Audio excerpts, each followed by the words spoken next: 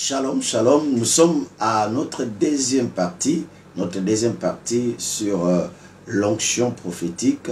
Et nous parlons maintenant des secteurs, après avoir défini l'onction prophétique, secteurs dans lesquels le prophétique peut être exercé. Alors, nous avons dit, comme précédemment dans la première vidéo, que l'onction prophétique est exercée d'abord par les 4 autres ministères. Donc, les 5 ministères en général ont besoin du prophétique. Pourquoi on a besoin du prophétique? Parce que les 5 ministères d'Éphésiens 4, verset 11 sont les ministères de la parole. Et 1 Pierre 1, 21, la Bible dit c'est poussé par l'esprit que les hommes ont parlé. Lorsqu'on dit pousser, c'est influencer, on reçoit l'esprit et on parle. Et Apocalypse 19, verset 10, nous parle de l'esprit de la prophétie qui nous permet quoi? De parler de Jésus-Christ, vous voyez. Donc, et les 5 ministères travaillent aussi dans la gestion de l'Église, conduit le peuple de Dieu. Et nous avons montré que dans les actes des apôtres, les apôtres ont eu recours vraiment à l'esprit prophétique pour prendre des décisions comme dans Acte 6, pour choisir quelqu'un à la place de Judas, comme dans Acte 1, pour exemple résoudre les conflits qui devaient séparer l'Église dans Acte 15 où Jacques a opéré avec le don de la parole de sagesse. On a Pierre dans Acte 5 qui a discerné que Ananias avait menti. On a l'apôtre Paul qui avait le discernement des esprits dans Acte 16 pour découvrir qu'il y avait l'esprit de Python qui opérait. On a dans l'église d'Antioche dans Acte 13 où il y avait les prophètes et les docteurs et Dieu dit, il a dit quoi? Par une prophétie, vous voyez. Et l'apôtre Paul de temps en temps pour aller dans certaines villes, il dit l'esprit du Seigneur m'est permis, l'esprit du Seigneur s'y opposa à moi. Vous voyez, c'est l'action prophétique par laquelle l'apôtre Paul a opéré. Donc les 5 ministères ont besoin du prophétique pour opérer. Alors, il y a aussi ce qu'on appelle les conseils matrimoniaux. Donc, dans des églises ou encore dans la vie courante, on voit comment régler les conflits dans des familles. Alors, j'ai un exemple à vous donner. Il y a un couple au niveau du Congo-Brazza qui avait vraiment des sérieux problèmes. Ce sont des personnes impliquées dans l'œuvre de Dieu, zélées dans l'œuvre de Dieu, aimant le Seigneur, mais ils avaient un problème, c'est qu'ils avaient des conflits inutiles, ils avaient vraiment des difficultés à s'entendre régulièrement, il y avait des choses. Alors les pasteurs avaient beau conseiller, avaient beau prier, mais il y avait quelque chose qui ne marchait pas. Et du coup, l'église avait reçu un invité venant de notre pays, et cet invité était logé chez le couple. En étant logé là-bas, chaque nuit, il rêvait des animaux, un lion avec un léopard se battant. Il y avait un mâle et une femelle. Et après avoir prié, il a compris que dans ce couple-là, il y avait un problème de totem. Donc, et en appliquant les principes que je vous ai parlé la fois passée dans les vidéos précédentes, c'est comment intervenir lorsque vous avez un doute sur un message ou bien pour intervenir pour la première fois dans la parole de connaissance. Il est passé par la méthode qu'on appelle la méthode de questionnement. Si vous n'en avez pas, vous pouvez nous demander et on va vous aider par rapport à cela. Alors, en entrant dans la méthode du questionnement, il a su que le couple, chacun avait un totem lié à un félin.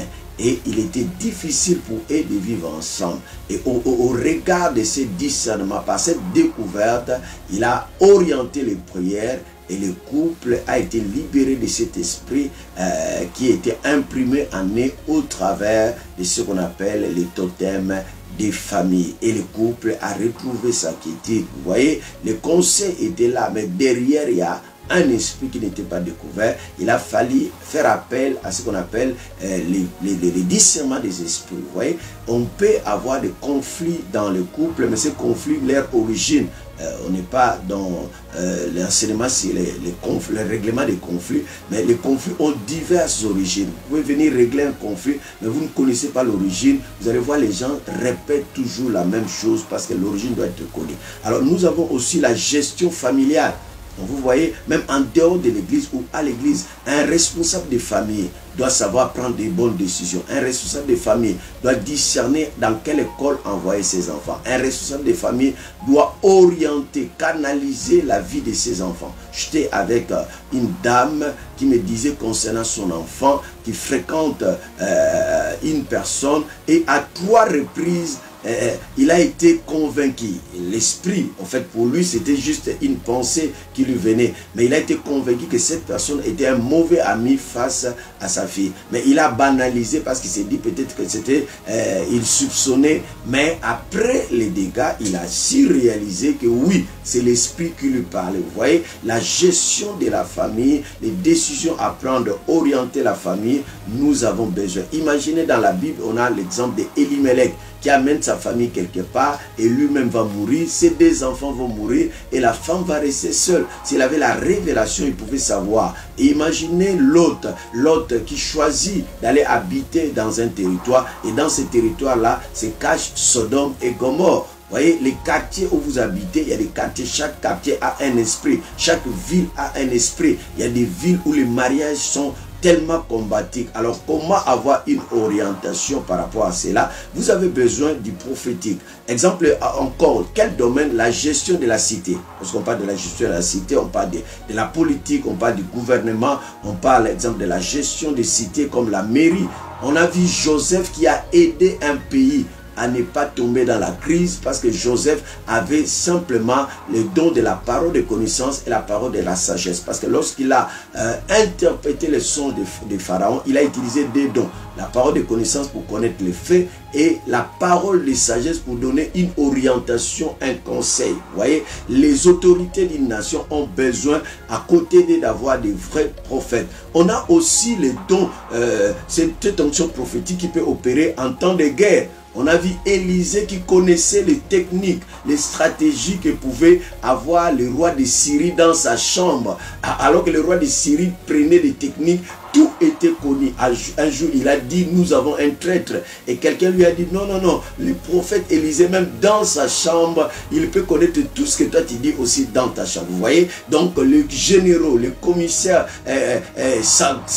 central des polices, la gendarmerie peut aussi avoir recours au prophétique. Vous voyez? Même les magistrats, parfois, on a dans la Bible le roi Salomon qui était devant un jugement compliqué des deux femmes dans 1 roi 3 et Salomon a fait appel à ce qu'on appelle le don de la parole de sagesse pour découvrir qui était la vraie femme. Vous voyez vraiment, c'est magnifique, l'environnement prophétique, c'est très bon. Ce n'est pas seulement pour les spectacles comme on voit à l'église. Dans les services de délivrance, on a besoin du prophétique. L'exemple que je venais de donner pour que cette famille sorte de ces problèmes qui étaient infernaux dans leur vie, il faut la délivrance. Les services d'intercession à l'église, on ne peut pas prier bêtement comme ça sans que Dieu nous parle, que Dieu nous oriente. Nous avons besoin, même dans l'éducation, j'ai eu à aider un enfant qui redoublait la classe, et les parents investissaient de l'argent.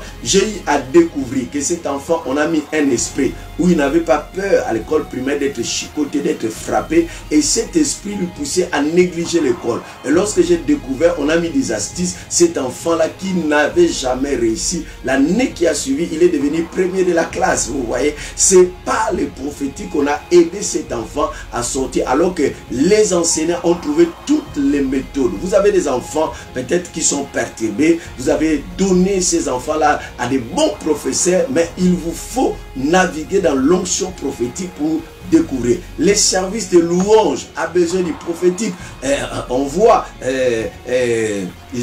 David qui utilise la harpe pour apporter la délivrance dans la vie de Saül. Donc, le service de louange n'est pas un service de buzz, c'est pas un service de star, c'est un service qui doit être lié au prophétique. On voit aussi Élisée qui veut prophétiser, mais qui demande aux joueurs de la harpe de venir jouer. Vous voyez, parfois même Israël, lorsqu'ils partent en guerre, on met devant les musiciens et par le son des tambourins ou de la harpe, les murailles pouvaient s'écrouler, les ennemis pouvaient s'enfoncer les couteaux. Et même, vous voyez, même les chantres, les musiciens, les batteurs ont besoin du prophétique. Lorsqu'ils tapent comme ça, là, prophétiquement, c'est comme si c'était des tonnerres quelque part. L'évangélisation a besoin du prophétique.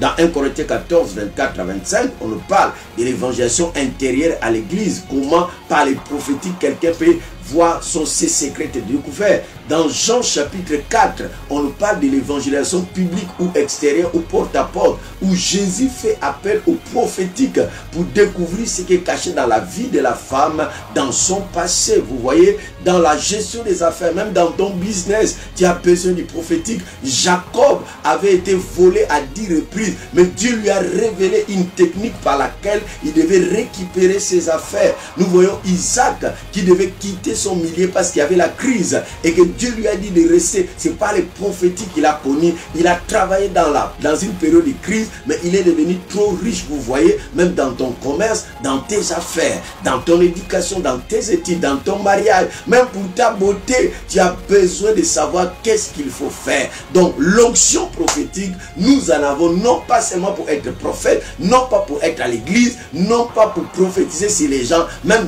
nous-mêmes, parce que vous devez savoir, un don sert à l'édification, mais un don peut servir aussi à la protection, au renforcement des capacités. Donc je prie le Seigneur qu'il déverse en vous, pendant que vous me suivez, une onction prophétique dans votre domaine des affaires, dans votre domaine artistique. On a Bezalel, Oliab, dans Exode, qui avait la capacité de la créativité. Alléluia. Je prie que l'onction de Dieu soit dans tes affaires. Tu es commerçant, je ne sais pas moi, tu es artiste, je ne sais pas moi, tu es éducateur, que l'onction prophétique te saisit. Que l'onction prophétique soit sur toi, maman, pour gérer ta famille. Que l'onction prophétique soit sur toi, papa, pour gérer ta famille. Que l'onction prophétique soit sur toi, ministre, député, maire, commandant, militaire. Que l'onction prophétique soit sur toi. Tu pars en guerre comme ça, là, on tire sur toi, tu disparais. Alléluia. L'onction prophétique sur toi, l'onction prophétique sur toi. Recevez la puissance. Que l'onction descende sur toi, maintenant là où tu es, que l'onction t'enveloppe, soyez saisis par la puissance du Saint-Esprit et opérez désormais avec l'onction prophétique. Que le Seigneur vous bénisse. N'oubliez pas de liker, n'oubliez pas de vous abonner pour avoir les informations sur toutes les nouvelles vidéos et n'oubliez pas de nous appeler. Dans les jours à venir, nous avons une école prophétique qui commence, une école dans les ministères. Inscrivez-vous et Dieu va vous bénir. À très prochainement.